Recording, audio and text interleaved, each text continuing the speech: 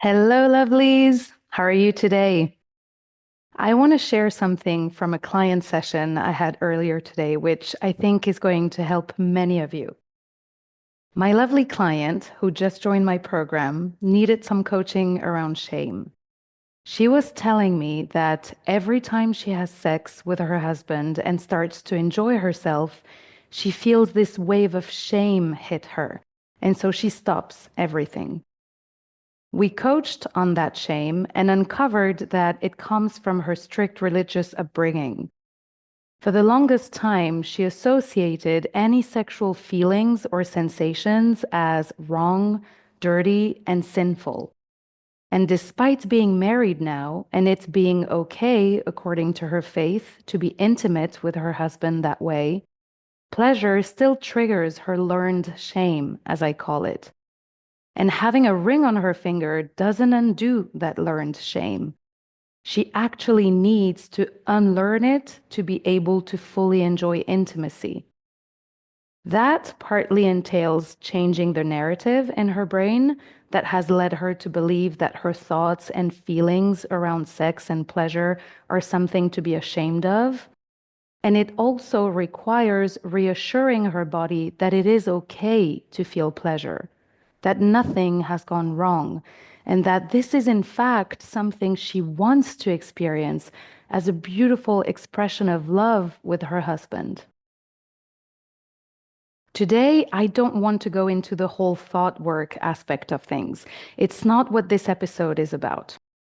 All I'll say on this is that negative emotions come from thoughts we have. Sometimes we're not even conscious of the thought that makes us feel whatever we're feeling. But trust me, there is always a thought behind it. If you feel shame during intimacy, it's because you've internalized beliefs that what you're doing is wrong, dirty, inappropriate, or something else. If you feel guilt for wanting sex while grieving the loss of a loved one, it's because you believe it is inappropriate to do so, or that you're forgetting about them when you choose life, or something else. And if you feel self conscious during intimacy, it's because you were taught to believe that your body isn't worthy of love or lust, and that you should fix it before you deserve pleasure. You get the gist. Behind every emotion lies a thought. And much of what we do in my coaching program is uncovering those thoughts and changing them so we can change our experience of intimacy and life, really. But here's the piece I wanted to share with you today, and that I think will help you on your journey to unlocking more pleasure. Conflicting emotions can coexist, and nothing has gone wrong. You can feel shame around intimacy at times and still choose pleasure. You can feel guilt for wanting sex while you're grieving and still choose pleasure. You can feel insecure about your body sometimes and still choose pleasure. A mistake we often make is believing that negative emotions are a reason not to do something, or that we have to wait until we feel perfectly okay to engage in something we want. But that's not true. The fear of going on stage doesn't mean you shouldn't do it, right? The discomfort of doing something new and scary isn't a reason to stop pursuing it. I learned this the hard way in my business. I was dreading certain tasks and would put them off, thinking that my dread was a problem, until my coach told me, what if the dread isn't a problem? What if you can do the thing you want to do while feeling dread? Somehow I thought that the fact that I felt dread was a sign that something was actually wrong, and that I needed to coach myself on not feeling dread so I could do the thing. But the answer was much simpler. I could move through the dread. And the beauty of this is that when you move through the negative emotion instead of resisting it, it fades away much faster. Your brain is wired to avoid pain and also to conserve energy. So anything that looks unsafe to your brain or that looks like it's going to require you to spend energy will never seem like a good idea. So if you're currently feeling any negative emotion around intimacy, it's good to remind yourself that it's just your brain trying to keep you safe. Shame is your brain's way of saying, you might be doing something wrong. Stop now so you don't get rejected or judged. It's trying to keep you socially acceptable and safe from disapproval. But intimacy isn't shameful, and you don't need to carry that conditioning. Guilt is your brain's way of saying, if you move forward with this, you might be forgetting someone or dishonoring them. But pleasure and grief can coexist. Choosing pleasure does not mean you're forgetting. Self-consciousness is your brain's way of protecting you from rejection. It perceives potential judgment as a threat. So it tells you, let's just not go there. But that's not serving you. And then the idea of having to change these thought patterns feels like a huge waste of energy to your brain. Your brain has gotten used to navigating life with these thought patterns, and so it would rather keep going that way rather than rocking the boat. That's why the same stuff keeps haunting you and getting in the way of what you actually want to do and experience in your life. But the truth is, your negative emotions, most often than not, are not a sign that something is actually wrong. They just come from sentences in your brain that are just not helpful or true. And yes, we can coach on these sentences to get you to shift your narrative. But until you do change your narrative, you can also learn to move through those negative emotions.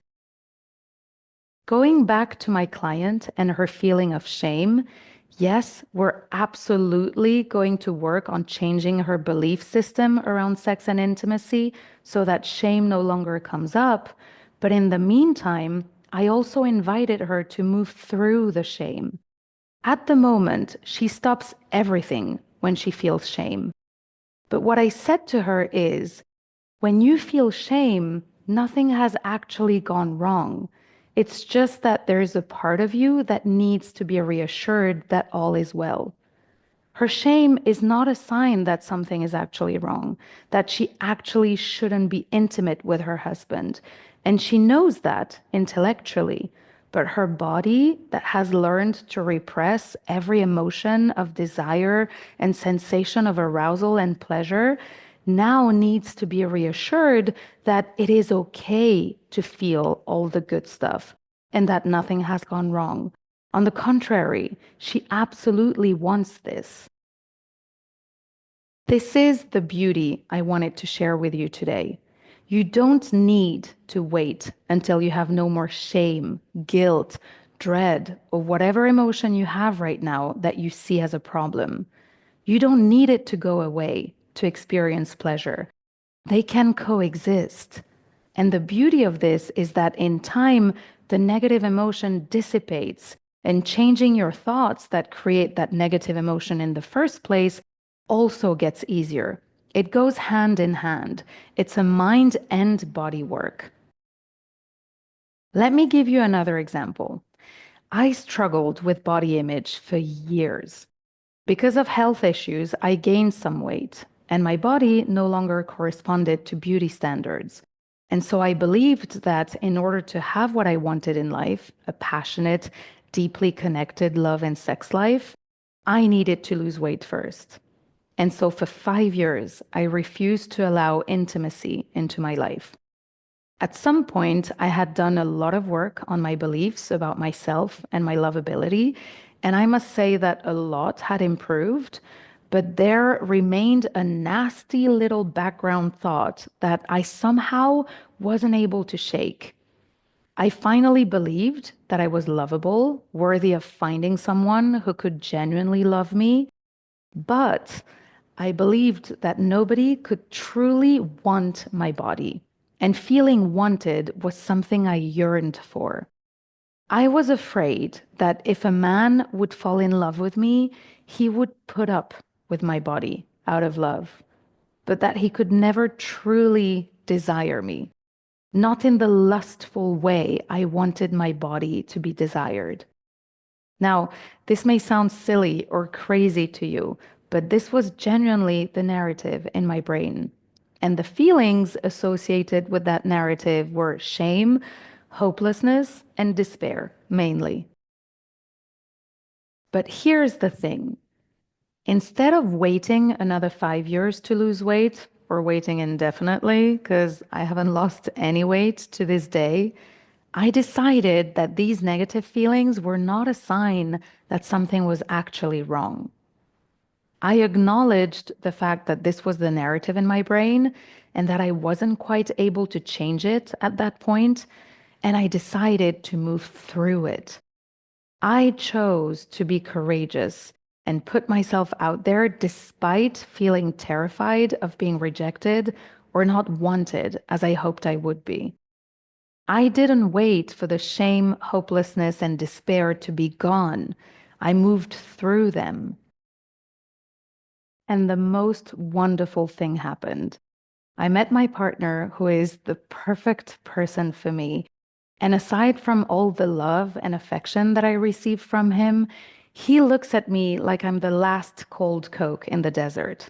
That's actually a Brazilian saying, but you know what I mean. He looks at me like I'm the last glass of water in the desert. His eyes practically bulge out of his head like a cartoon wolf. I have never been or felt more wanted in my life. So the learning here is that your brain will give you objections to doing the things you want to do. Perhaps it's initiating sex, allowing yourself to be sensual and playful, dressing a certain way, going down on your partner, trying certain positions, talking dirty, or something else. But that doesn't mean you shouldn't do it anyway. You too can choose courage and move forward despite the conflicting emotions. Now, there is a small caveat to this. Some negative emotions do signal that something is wrong. If you feel unsafe during sex, if your body feels triggered in any way, you should by all means listen to it and stop. You should never push yourself to have sex when your body tells you that it's not ready. I recorded 2 whole episodes on creating safety. That's episodes 15 and 16 of this podcast. If you think there is something deeper to the negative emotions and sensations that arise during intimacy, go listen to those episodes. You'll find them helpful in unpacking this. And that's also why in my coaching program, we do a lot of somatic work to reconnect you to your body and to make sure that you understand its every signal. But for now, I want you to know that you don't need full body confidence to experience full body pleasure. You don't need to have no negative thoughts or emotions ever around intimacy to create the sex life of your wildest dreams. It's available to you now. So, what I want to invite you to do this week is to allow whatever negative emotion you're experiencing and you think is preventing you from having the sex that you want to have. And I want you to get curious about it. What is this emotion trying to tell you? Uncover the thought behind it.